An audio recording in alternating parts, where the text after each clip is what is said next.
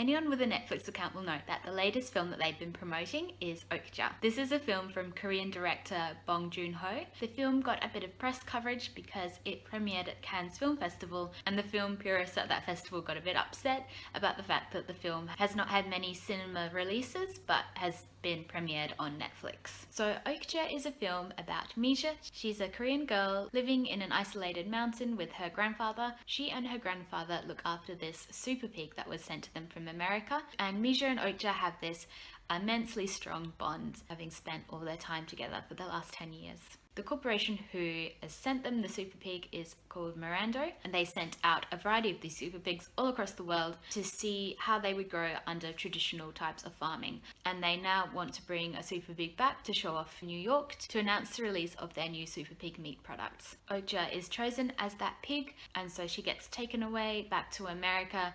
Misha, of course, is distraught, so she sets out to bring Okja back home. And on the way, she meets a group of animal rights activists headed by Paul Dano, and they attempt to help Misha get Okja back, while also trying to bring down the Mirando Corporation. So Okja has been promoted quite a lot as a film that will make you turn vegetarian. Even Netflix has been promoting this with promotional style videos on Facebook, such as one I saw recently with a woman in a supermarket who was screaming Okja at the meat aisle. I've seen a few people arguing around the internet that Okja is not a vegan film because that was not the intent of the writers or the director. It has been stated in interviews with writer Jon Ronson, who is a pescatarian, and with the director Bong Joon-ho, that as neither of them are vegan, their intention wasn't to make people stop eating meat. More, their intention was to show what does happen in the meat process. They believe that if you're going to put your money in an industry such as the animal agriculture industry, then you should know the processes behind what goes on to make that steak or hamburger that you eat. So generally, when we look at art or any type of fiction or story, we're able to examine them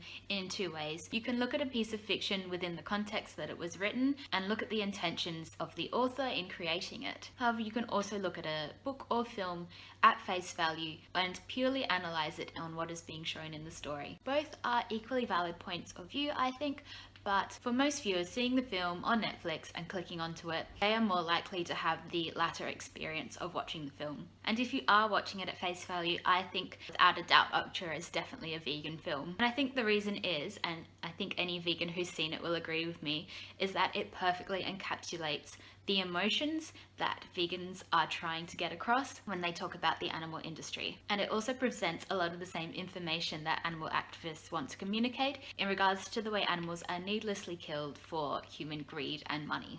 In a way, Jon Ronson and Bong Joon-ho have kind of accidentally made a vegan activist film, in that their intention to communicate is the same intention that vegans have. The only difference is the outcome they wanted was for people to just be more mindful and thoughtful about their meat consumption, whereas when vegans communicate this information, we hope that the end result will be for everyone to go vegan, because on the whole, that was the reason why we went vegan in the first place. Unless you're like me and you brought up vegan, but in which case, that is the reason why we continue to be vegan. Obviously, this doesn't always work. There are plenty of people who have seen Okja and haven't gone vegan or vegetarian, but we know how strong social conditioning can be. Meat eating is currently seen as normal by the vast majority of society, and it's very easy to just stay with the norm. The reason I think Okja works so well in communicating the vegan message is because it starts off very funny. About the first 2/3 of the film are weirdly light-hearted. There's a lot of slapstick humor, there's a lot of verbal humor, and all of the characters are very flawed human beings. This includes the people in Mirando Corporation, as well as the animal rights activists, who, as much as I agree with their beliefs and sentiments,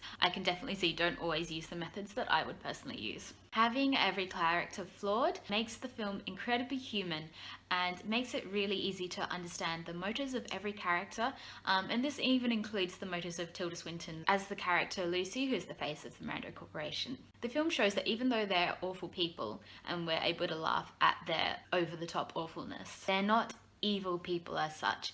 They're just doing exactly what many corporations around the world do at the moment, which is capitalize on our consumer system and make a lot of money. There's a line in the film basically talking about how people will buy anything as long as it's cheap, with basically the Mirando Corporation justifying what they do by the fact that the general public aren't really going to complain about it and will go along with it because it's easy. The film's almost lighthearted tone makes it very easy to root for Okja and Misha, which makes the final scene in the slaughterhouse so much more powerful, as all the humour of the film suddenly evaporates and we're left with this very real and very serious situation. Because the super pigs are all very obviously animated, it reassures you that what you're watching is not real. However, if you have seen footage of slaughterhouses, you will know that the methods used in Okja are exactly the same as the methods used in real life, and so it's very easy for anyone with even the slightest knowledge of how slaughterhouses work to replace those animated pigs with real life animals. So in the end, with the animal rights activist plan not going how they wanted it to, Misha is the one who has to rescue Okja. And she's forced to do this by using the system that the Miranda Corporation understands, which is money. So she buys back Okja.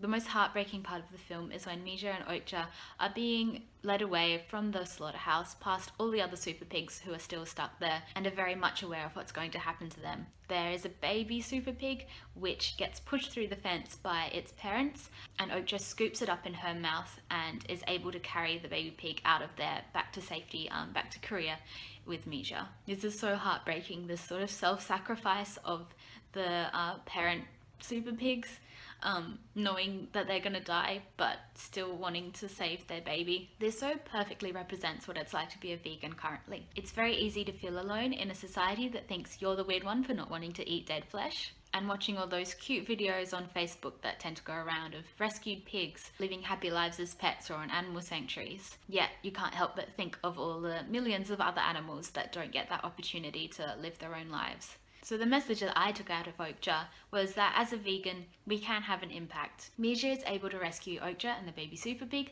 and as a result of her actions, she has hugely impacted on their lives. But to make any real impact, as in save all the other super pigs, we have to work together as a society to go against the cultural norms and become a more compassionate society in general. And I think this applies not just to veganism, but any issue that we face today, from the environment, ethical clothing, to eradicating poverty. People often note that Misha is not a vegan.